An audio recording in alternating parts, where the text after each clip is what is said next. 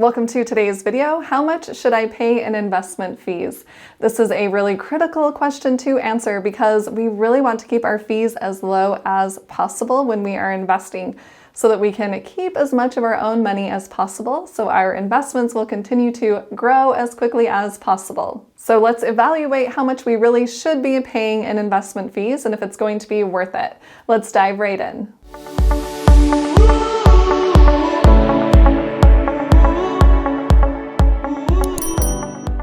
All right, how much should we be paying in investment fees? We are going to talk about what investment fees there are, and then also I'm going to give some examples from my clients and what their fees have been.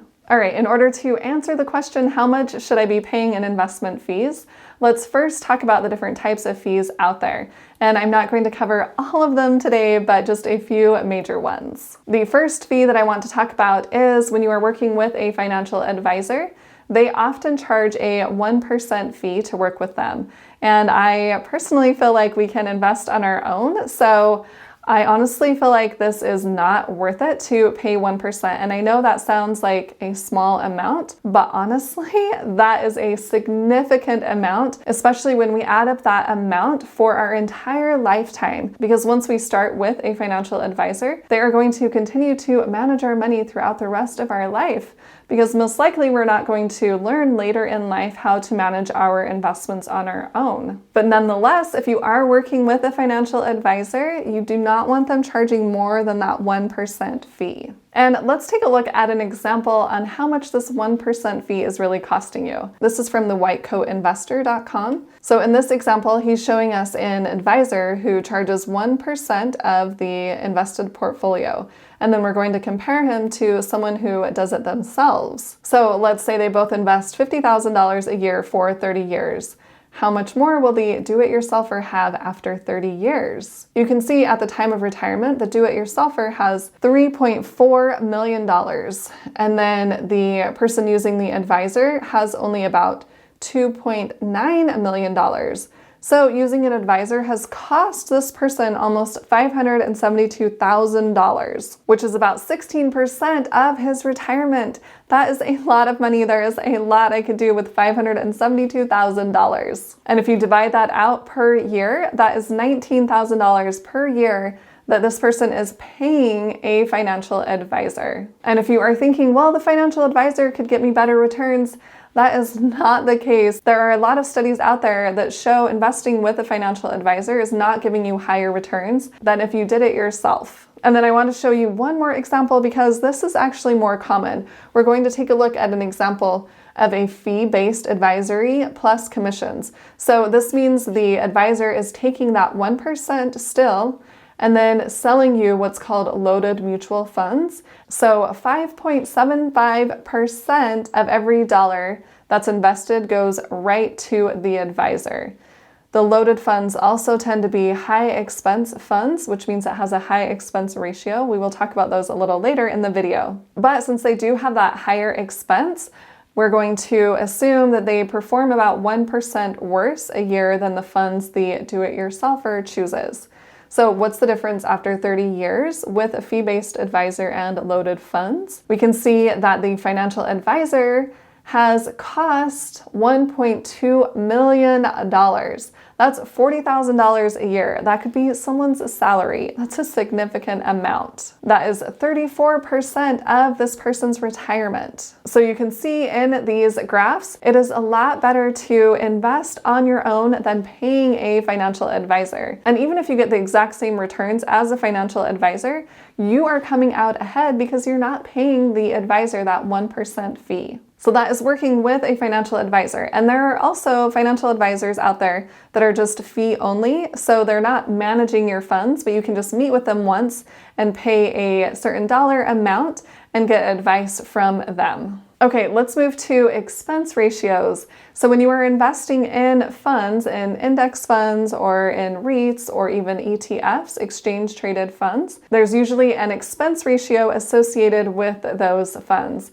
So we want to keep that as low as possible. And honestly, I like using Vanguard. They have really good funds with really low expense ratios. So their expense ratios can be from 0.04% to maybe 0.08%. So when we are talking about how much should we be paying in investment fees, we can be paying these really low percentages, like 0.04%. Let's actually take a look at a calculator that will show us the amount we are losing out on by having a higher expense ratio or a higher fee. So let's take a look at this example. If we have $100,000 invested and we are getting a 10% return and our fee is 0.05 versus 1.5, we can click on calculate, and over 20 years, so with a 0.05% fee expense ratio, we would have $666,660. I didn't plan that number out. And then with a 1.5% fee, we would only have $511,203. That is a difference of $155,457. That could easily be someone's salary or two people's salary. So we really want to be careful and keep those fees as low as possible. When people are looking at those expense ratios on different funds, sometimes they think, oh, 1% fee isn't that high, but it really is. And to give an example, I had a client that came to me and he had invested in a 401k through his works. We took a look at all the different funds that were offered inside of his 401k because there are only certain funds you can invest in. And then we took a look at the expense ratios tied to each of those funds. And honestly, some of them were around 1%, even over 1%.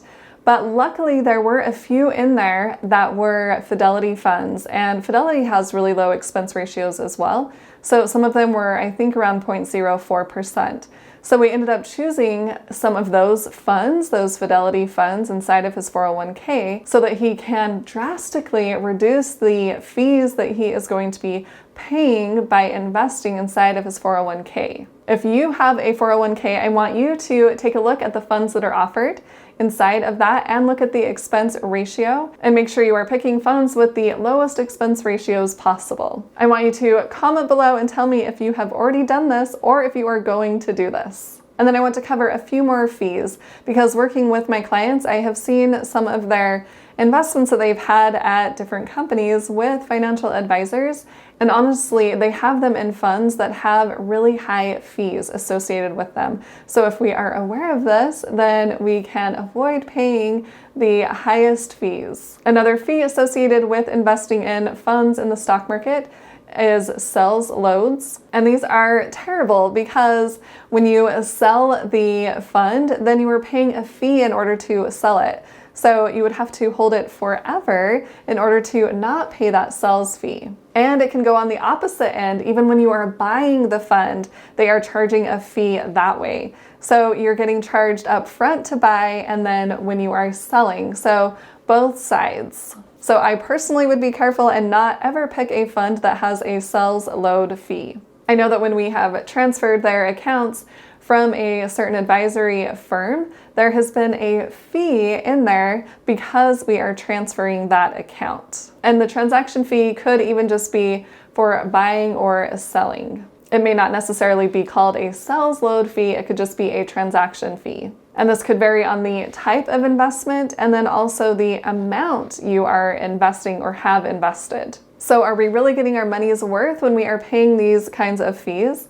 And I think when we are investing in index funds, we can pay really low fees, just the expense ratio, like I mentioned for the Vanguard funds. I think that is definitely worth it. And then we saw how expensive it can be to work with a financial advisor and have them manage your money for you. So of course it is up to you if you want to do that, but I feel like if your investments are pretty simple, maybe you just have a house and then you have your stock market investment accounts and you don't have multiple businesses that you are invested in and you're trying to reduce your taxes and you're working with hundreds of millions of dollars in investments and you have a whole property line and maybe you've inherited investments from different people and you just have a lot going on, then possibly you might want to work with a financial advisor. but I feel like for the most of us, we can do this on our own and keep our fees really, really low and still get really, really good returns. And if you do want help investing in the stock market, I have a free masterclass where I go over how I can help you invest in the stock market. So I will leave that link below in the description. You can click on that and check out the free masterclass. And then also you want to make sure that you know all of the fees you are paying, because a lot of them are not line items on the statement you are getting every single month, but you are still paying those fees. I even have another client who is a little bit older, and she came to me, we were discussing her investments, and she had mentioned she had no idea that she was paying for the financial advisor, because they are tricky. It's not just a listed line item on your statements. It is behind the scenes being taken out of your portfolio, so you don't even see it. All right, so I would say in answer to how much should I be paying in investment fees, I personally feel like it's okay to pay a 0.04% to a maybe 0.08% expense ratio,